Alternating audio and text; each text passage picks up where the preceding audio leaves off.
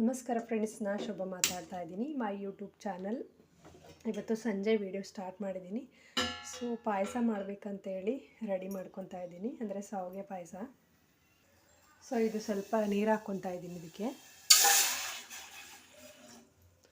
ಒಂದು ಸ್ವಲ್ಪ ನೀರು ಹಾಕ್ಕೊತಾ ಇದ್ದೀನಿ. ಶಾವಿಗೆ ಪಾಯಸ ಮಾಡ್ತಾ ಇರೋದು. ನೀರು ಹಾಕ್ಕೊಂಡು ಇದಕ್ಕೆ ಸ್ವಲ್ಪನ ಹಾಲು ಹಾಕ್ಕೊತಾ ಇದ್ದೀನಿ.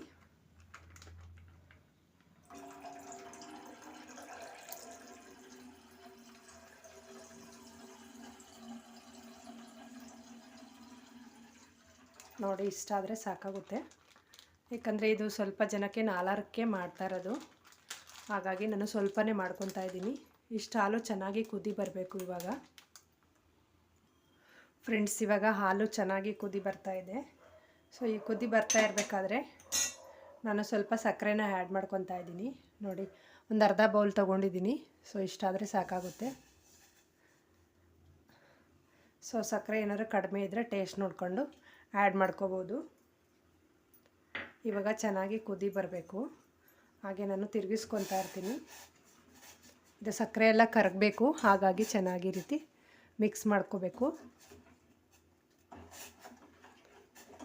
ನೋಡಿ, ಈ ರೀತಿ ಮಿಕ್ಸ್ ಆಗಿದೆ ಇವಾಗ. ಸೊ ಹಾಗೆ ನಾನು ಇನ್ನೊಂದು ಕಡೆ ಸ್ವಲ್ಪ ಗೋಡಂಬಿ ಮತ್ತು ದ್ರಾಕ್ಷಿನ ಹುರ್ಕೊತೀನಿ. ನೋಡಿ, ಈ ರೀತಿ ಒಂದು ಪಾತ್ರೆ ತೊಗೊಂಡಿದ್ದೀನಿ. ಇದಕ್ಕೆ ಸ್ವಲ್ಪ ತುಪ್ಪ ಆ್ಯಡ್ ಮಾಡ್ಕೊತೀನಿ. ಅದು ರೆಡಿಯಾಗೋದ್ರೊಳಗಡೆ ಇದು ಊರಿಂದ ಕೊಟ್ಟು ಕಳಿಸಿರೋದು ತುಪ್ಪ. ಸೊ ಫ್ರೆಶ್ ಆಗಿದೆ. ನಾನು ಬೇರೆ ಏನಕ್ಕಾದರೂ ಹಾಕೋಬೇಕಾಗಿತ್ತು, ಹಾಕೊಳಕ್ಕಾಗಿಲ್ಲ. ಸೊ ನೋಡಿ, ಇದು ಗೋಡಂಬಿ ದ್ರಾಕ್ಷಿ ಇಷ್ಟು ಚೆನ್ನಾಗಿ ಮಿಕ್ಸ್ ಮಾಡ್ಕೊತೀನಿ.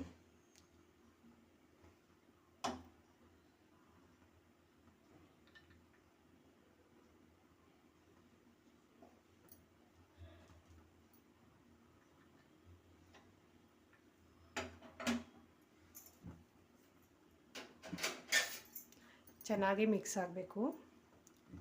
ಈ ರೀತಿ ನೋಡಿ, ಅದು ಕಡಿಮೆ ಉರಿ ಮಾಡಿದ್ದೀನಿ. ಈ ಕಡೆ ಗೋಡಂಬಿ ದ್ರಾಕ್ಷಿ ಫ್ರೈ ಮಾಡ್ಕೊತಾ ಇದ್ದೀನಿ.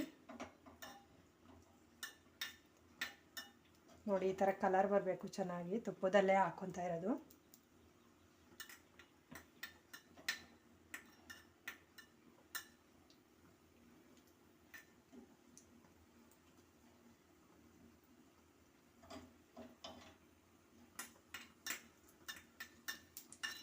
ಸೊ ಇವಾಗ ರೆಡಿಯಾಗಿದೆ. ಜಾಸ್ತಿ ಉರಿ ಆದರೆ ಚೆನ್ನಾಗಿರಲ್ಲ. ಇದನ್ನು ಸೈಡಿಗೆ ಎತ್ತಿಟ್ಕೊತೀನಿ. ನೋಡಿ, ಇವಾಗ ಚೆನ್ನಾಗಿ ರೆಡಿಯಾಗಿದೆ. ನಾನೊಂದು ಅರ್ಧ ಬೌಲಷ್ಟು, ಮುಕ್ಕಾಲು ಬೌಲಷ್ಟು ಇವಾಗ ಏನು ಇದು ಶಾವಿಗೆ ತಗೊಂಡಿದ್ದೀನಿ. ನಾನು ಮಾಡ್ತಾ ಇರೋದು ಶಾವಿಗೆ ಪಾಯಸ. ಇದು ಎಲ್ಲ ರೆಡಿಯಾಗಿದೆ. ಅಲ್ಲೇ ಪಾಕಿಟಲ್ಲೇ ಎಲ್ಲ ಫ್ರೈ ಮಾಡಿ ಇಟ್ಟಿದ್ದಾರೆ. ಅದು ರೆಡಿ ಪಾಕಿಟು. ಹಾಗಾಗಿ ನಾನೇನು ಫ್ರೈ ಮಾಡ್ಕೊಂಡಿಲ್ಲ ಆಯಿಲಲ್ಲಿ. ಸೊ ಹಾಗೆ ನಾನು ಹಾಕ್ಕೊತಾ ಇದ್ದೀನಿ. ಅಲ್ಲೇ ಎಲ್ಲ ಫ್ರೆಶ್ಶಾಗಿ ರೆಡಿ ಮಾಡಿದ್ದಾರೆ. ಸ್ವಲ್ಪ ಸ್ವಲ್ಪನೇ ಹಾಕ್ಕೊಂಡು ಮಿಕ್ಸ್ ಮಾಡ್ಕೊತೀನಿ. ಈ ರೀತಿ ನೋಡಿ.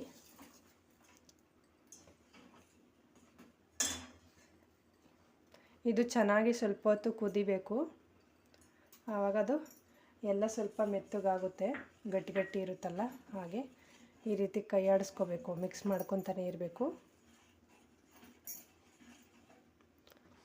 ಇವಾಗ 2 ನಿಮಿಷ ಹಾಗೆ ಕುದಿಯೋದಕ್ಕೆ ಬಿಡ್ತೀನಿ. ರೆಡಿಯಾಗುತ್ತೆ. ರೆಡಿಯಾಗಿದೆ. ಇವಾಗ ಒಂದು ಸ್ವಲ್ಪ ಏಲಕ್ಕಿ ಪೌಡ್ರನ್ನ ಹಾಕ್ಕೊತಾ ಇದ್ದೀನಿ. ಸೊ ಇದು ನೋಡಿ, ಚೆನ್ನಾಗಿ ಮಿಕ್ಸ್ ಆಗಬೇಕು ಈ ರೀತಿ. ಇವಾಗ ರೆಡಿಯಾಗಿದೆ. ಇದಕ್ಕೆ ನಾನು ಡ್ರೈ ಫ್ರೂಟ್ಸನ್ನು ರೆಡಿ ಮಾಡ್ಕೊಂಡಿದ್ನಲ್ವ, ಸೊ ಅದನ್ನು ಇದರೊಳಗಡೆ ಸೇರಿಸ್ತಾ ಹೋಗ್ತೀನಿ.